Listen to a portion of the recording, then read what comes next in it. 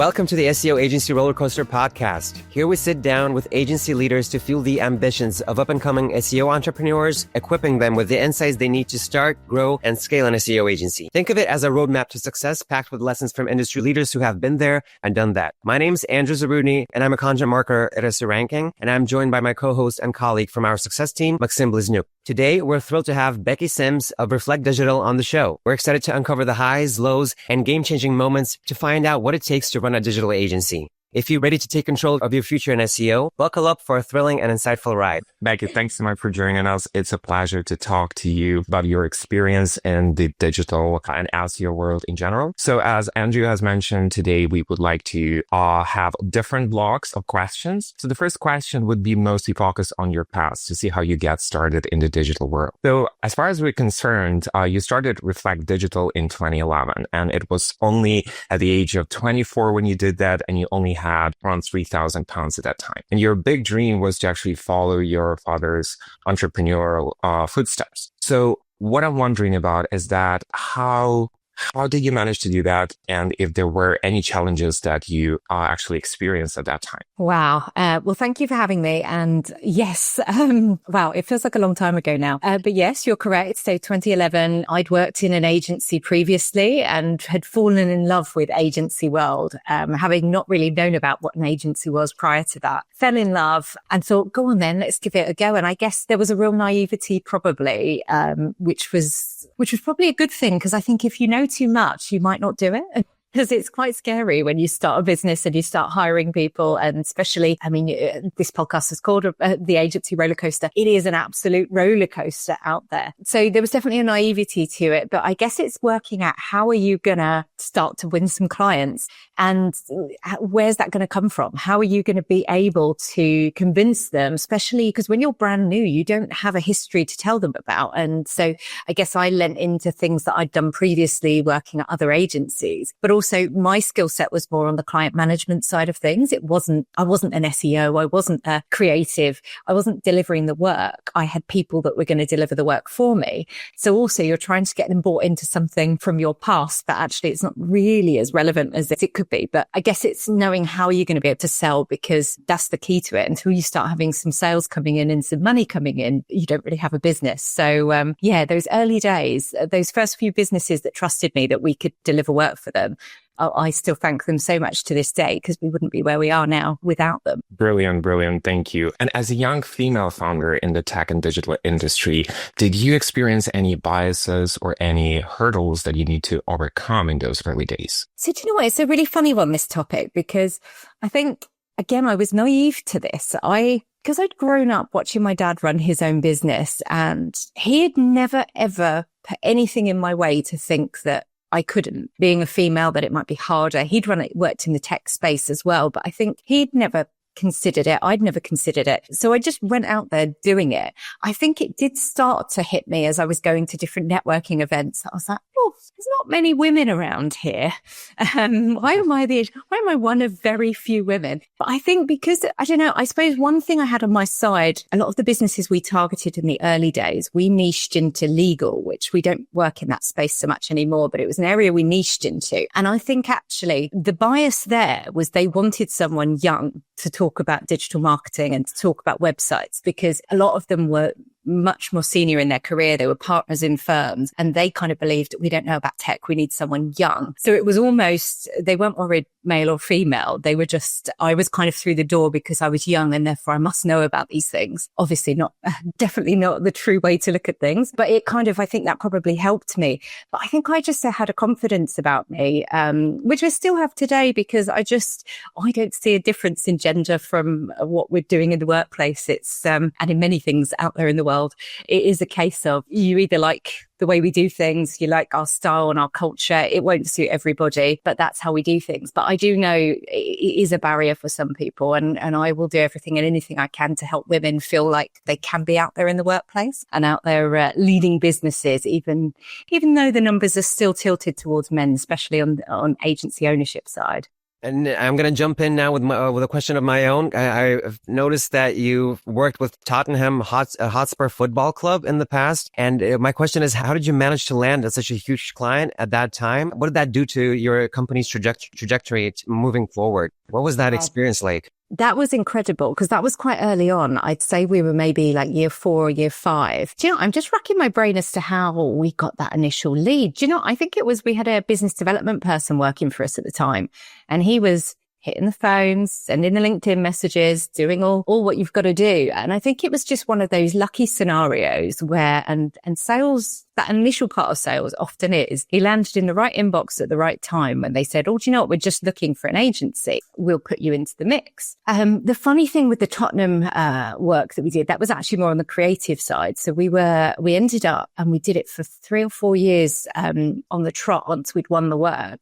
We were designing the creative for their membership renewal campaigns. And our creative team at the time was literally a team of football fans. None of them Spurs fans, I will say, even an Arsenal fan in there.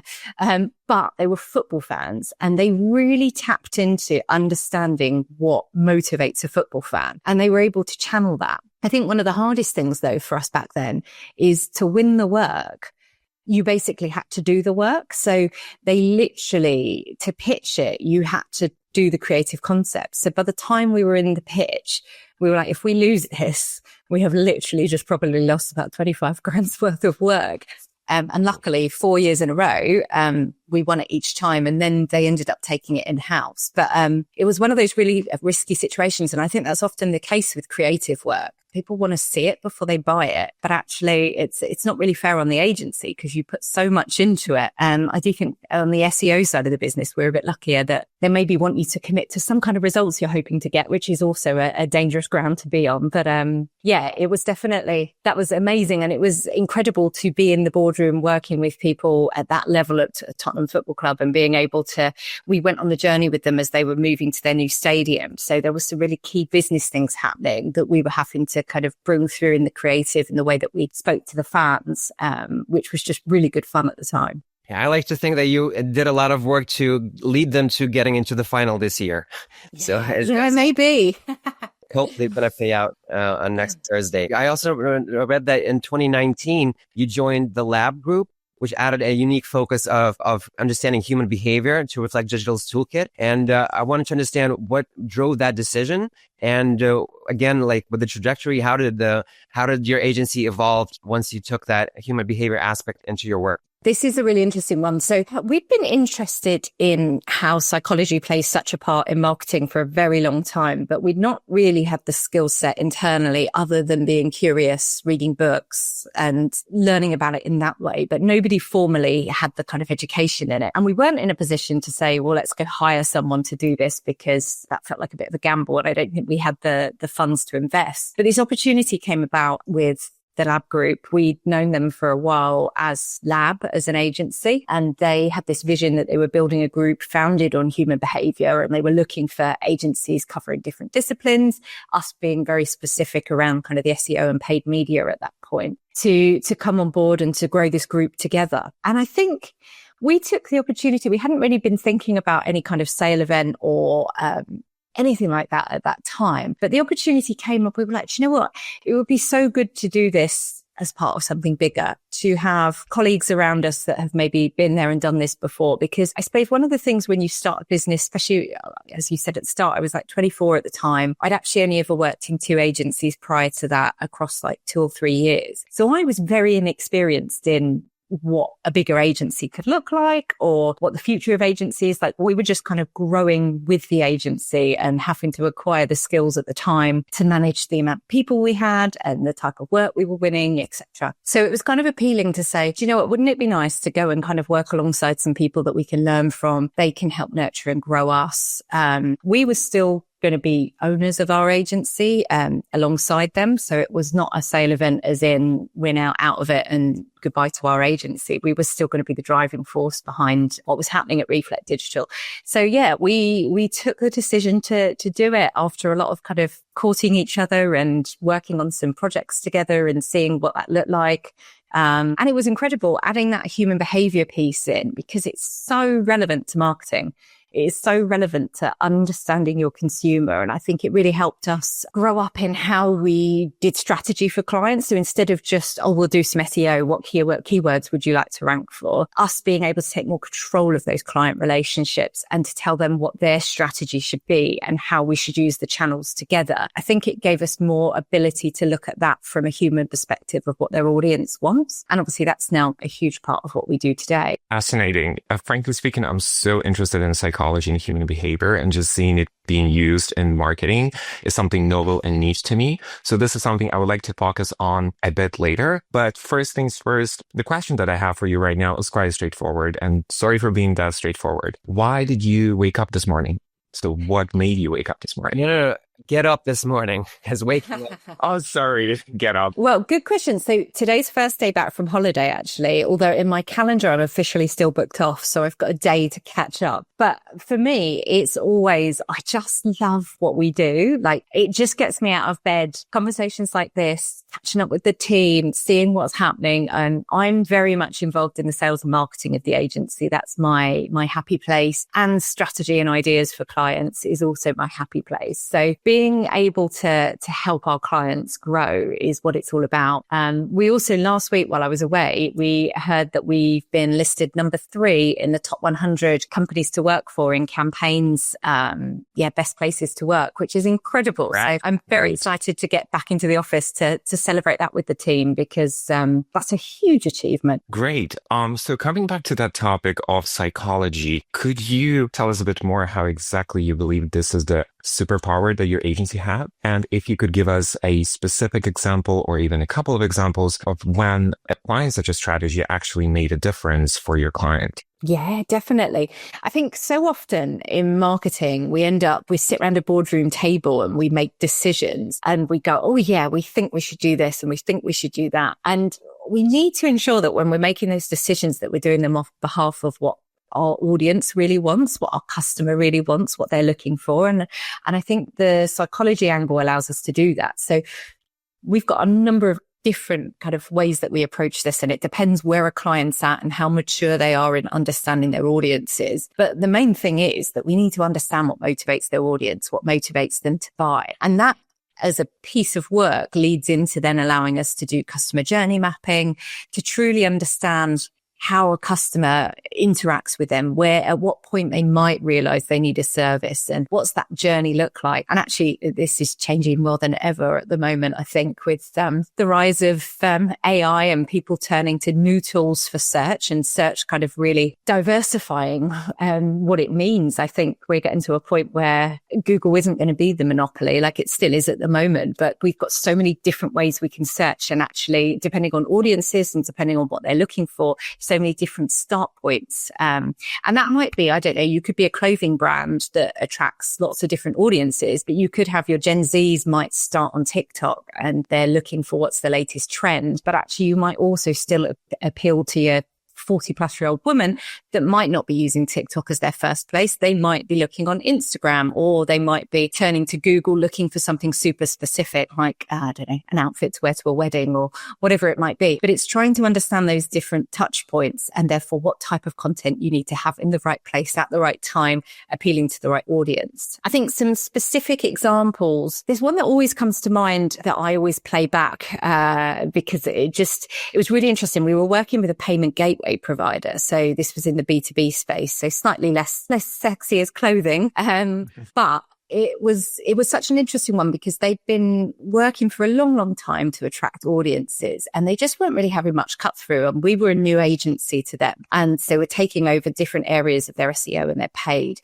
And their ads were just really boring. Their ads were just kind of buy your payment gateway from us, basically. It was just, it does what it says on the tin. And we did some audience research, and it allowed us to uncover the fact that actually most people that were moving to them from a switcher perspective were moving from something like a PayPal, where maybe they'd been a smaller business that had been a good solution for them at the time. But actually they were realizing they needed a more robust service. They needed maybe better reporting. They needed something that tied into their accounting because the business was growing. So we had this kind of insight that suddenly they were outgrowing what they were doing previously, and it was to do with a growth reason that they were moving. So we then switched up all of their ads to be like outgrown your payment gateway with some really quirky, disruptive graphics of things that had outgrown things. So for example, we had like a full-size man on a kid's bike. We had like a plant where the roots had cracked out the bottom of the pot. Just things that would make you look twice because they were kind of depicting this kind of outgrown message. And the results were just phenomenal because we really worked out why people were making the change. We tapped into something that maybe they didn't realize at the time, but it was kind of heightening their need to change because they were going, yeah, you're right. I have outgrown this solution. But without that customer insight, you'd never have got to that creative campaign. We'd never have understood that to be able to play with that as a campaign. Besides introducing different aspects of like human behavior to SEO, you also try to challenge the norm in other aspects by introducing a 4-day work week. Is that true? Yes, it is. It is.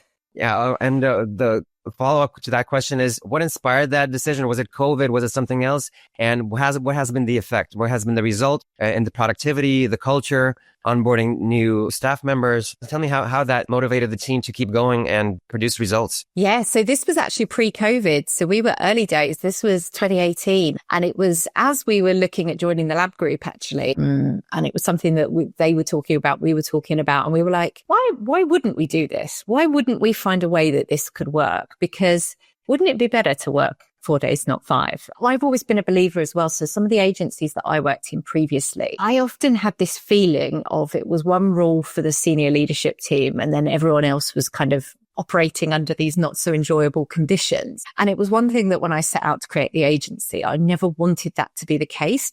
I always wanted to show up for my team and to show them that I'm working as hard as they are and to motivate them. I've never been that person that could just kind of bunk off early and do what I want to do because that doesn't feel right because I don't give my team that ability. But when this idea of the 4-day week came around, I was like, well, this would be brilliant because then actually I can have a day off as well, because I'm going to give them the ability to do this too. So yeah, we started in 2018. We used to do it that it was either a Monday or a Friday, and we split the team so that we were still operational 5 days a week, but it was either Monday or Friday. So you got the benefit of a 3-day weekend. And and we kind of said to the team, you need to help make this work. Like, we're doing this as a trial. If we start to get complaints from clients, if it isn't working, if people don't want to work with us anymore, this won't be able to continue.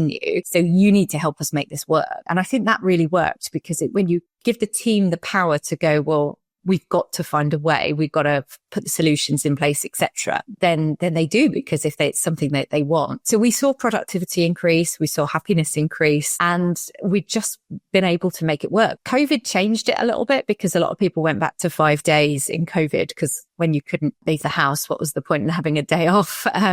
So people kind of went back to stretching their hours across 5 days. But then when we came out of COVID, we kind of we increased the flexibility that we gave people. So instead of saying it had to be Friday or Monday, it was kind of like, actually, some people do work 5 days anyway, just because it works better for them and their pattern. And if, I don't know, they've got responsibilities outside of work, that means that doing shorter days is better for them. So some people are in 5 days anyway, but some people were like, actually, I'd rather do 4.5 days and work a bit on a Friday and do slightly less hours on the Monday to Thursday, for example. So we've kind of given people the power to work the hours that work for them, as long as they're in their core hours, so that we can work together as a team. Because I think that's the key thing. I know there's some agencies that have gone out there and gone, do you know what? You could work any hours you want. If you want to work at 3 a.m, go for it. That's never been our stance, because everything we do is about our people and coming together as a team. So we have to have these core hours where we can work together, even if we're remote from each other. Yeah,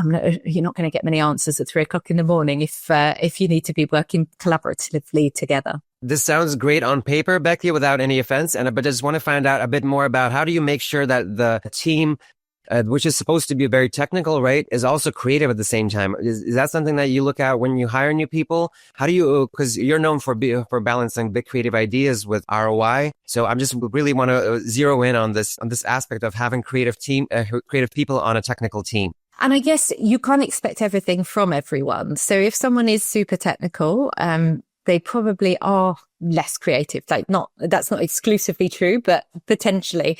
And vice versa. If you're super creative, you're not always the most technical. So I think it's balancing that we've got the right people in the right roles that come together at the right points. And I think one of the arts, especially when it comes to SEO, and this is something that we often see, like, especially if, I don't know, we've all had this before as an SEO agency. Your client comes to you and says, oh, so-and-so, another agency has done an audit and they say our SEO is not great. And you go, okay, but can we see it? Can we see what they've done? And I think a lot of people treat SEO as a checklist of, yeah, you've got to do this, this, this, and this. And a lot of the software platforms will give you those checklists, which is great. And it's important to have an awareness around the checklist because they're often correct that there's certain things that are important, but understanding your position against your competitors and what your market looks like and being able to decide when you need to be more creative and lean more into content or when you need to be more technical because that's what's holding the website back. Sometimes there are things that sit on those checklists that you go, do you know what?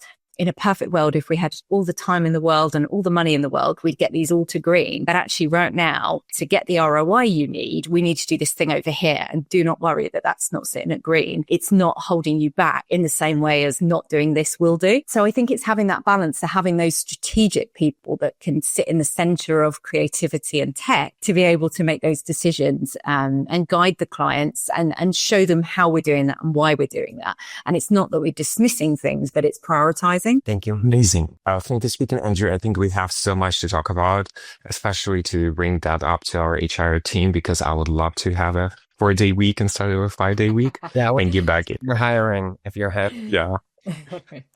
So I think it's time we address that elephant in the room that every podcast addresses, which is AI. So what I'm wondering about is that it is rumored that Reflect Digital is actually trying to leverage AI in increasing the paid advertisement boost. So I'm wondering how exactly you're incorporating that new technology and if you have any means of ensuring that it's still human-centric and not robotic as it normally comes. Definitely. So I guess our AI stance is coming from a human first place. So we actually this year have committed to, and we've done one and we're just pushing the button on the second one. We're doing a quarterly pulse report on how search behavior is changing and trying to understand by polling the general public. Because I think sometimes we over-index in our minds when we work in our industry on things like AI because it's everywhere we look. But actually for Joe Blogs on the street that doesn't work in digital marketing or in digital in general, it's not as big a thing, but it is starting to find its way in there. So we're doing this pulse report quarterly so that we can start to keep an eye on what that trend looks like and be really clear what Joe Blogs on the street or what our client on the street's customer might be thinking, so that we can understand where AI sits in the customer journey. So I think from a customer journey point of view, that's really important. We need to understand where customers are going and how their queries are changing and what types of queries they're asking to which different platforms and for what they're hoping for from it. And when it comes to using AI internally, so we've got an AI working group that we've had running for a couple of years now, where the team and those that are really interested in it are meeting monthly to look at innovations, what's changing, to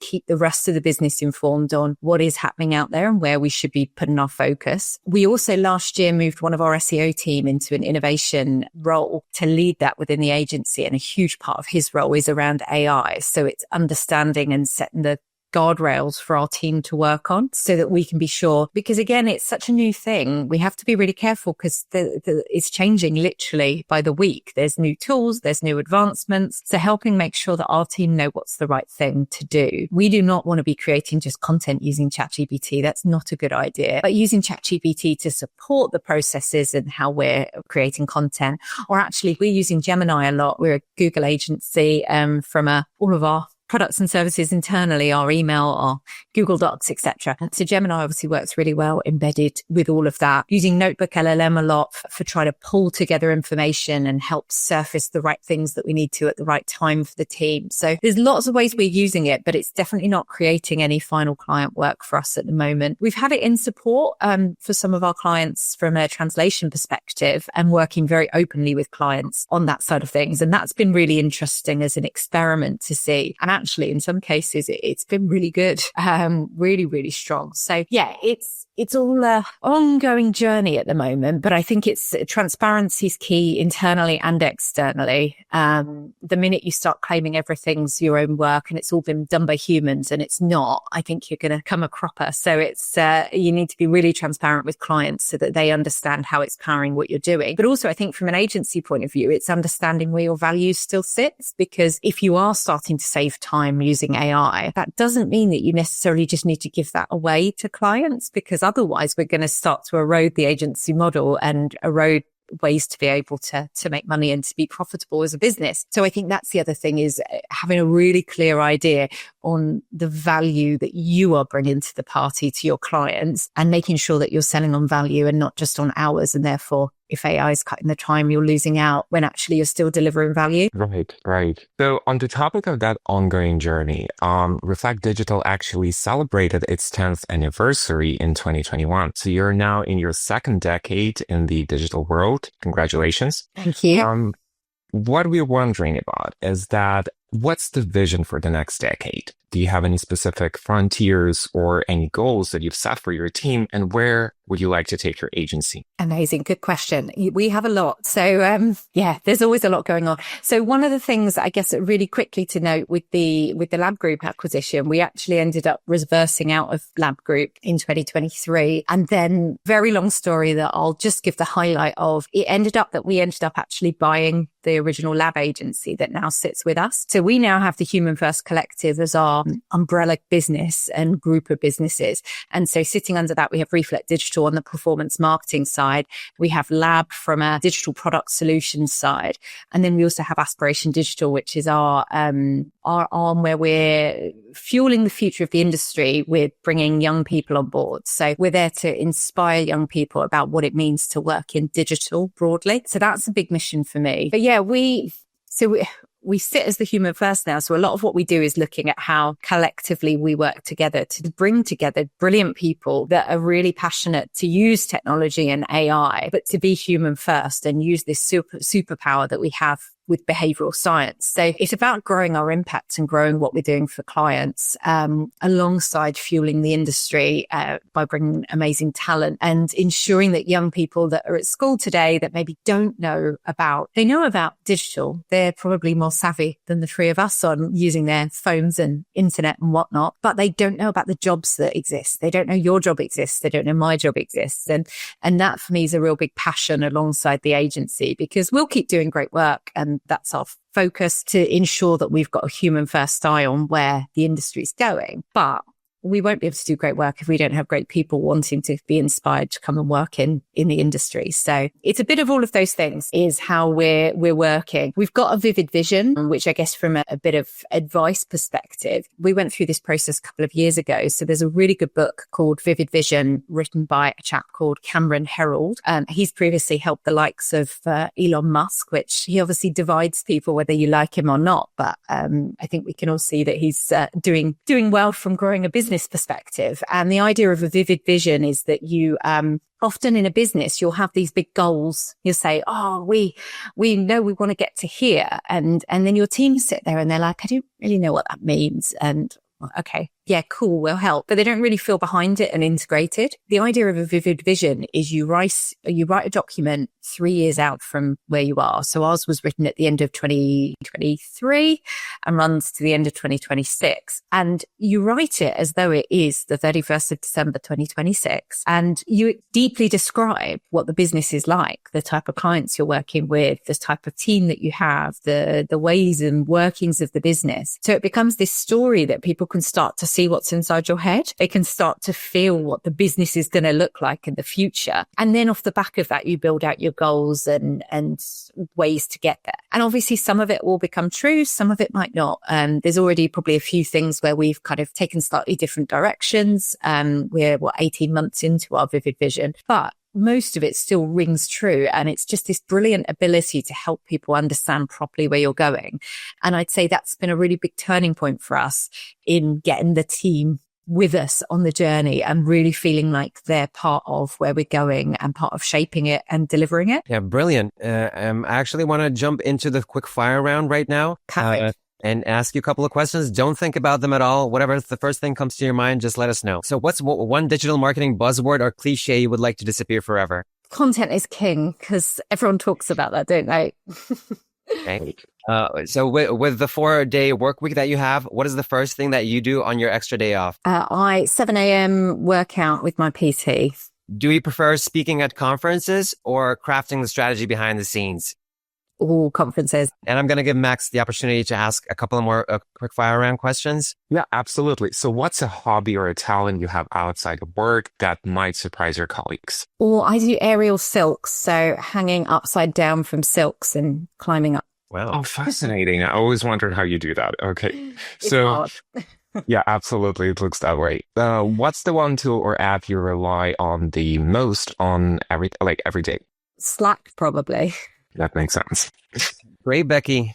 Thank you for joining us, sharing this information. Yeah, we'd love to just have you stick around for longer. Maybe we'll have you back for another talk later down the line. Yeah, wishing you all the best with Reflect Digital's second decade and yeah, moving into the AI age with your experiment. I wanted to ask a question specifically about the innovations that you have, but you just really closed it off really nicely. So there's takeaways for the young entrepreneur, the AI, what's next for the market. So I'm going to do the outro here and saying that is a wrap for this episode of the SEO Agency Rollercoaster podcast. A huge thank you to Becky Simms of Reflect Digital for coming on, sharing her journey, and inspiring the next wave of SEO entrepreneurs. This podcast is powered by SEO Ranking, the SEO toolset that helps agencies scale smarter and achieve lasting success. If you're serious about building up your agency, SEO Ranking is here to help you make your mark online. Hit subscribe for more expert insights, motivation, and agency growth hacks. Keep pushing forward, stay ahead of the curve, and remember, your agency's success story starts with action.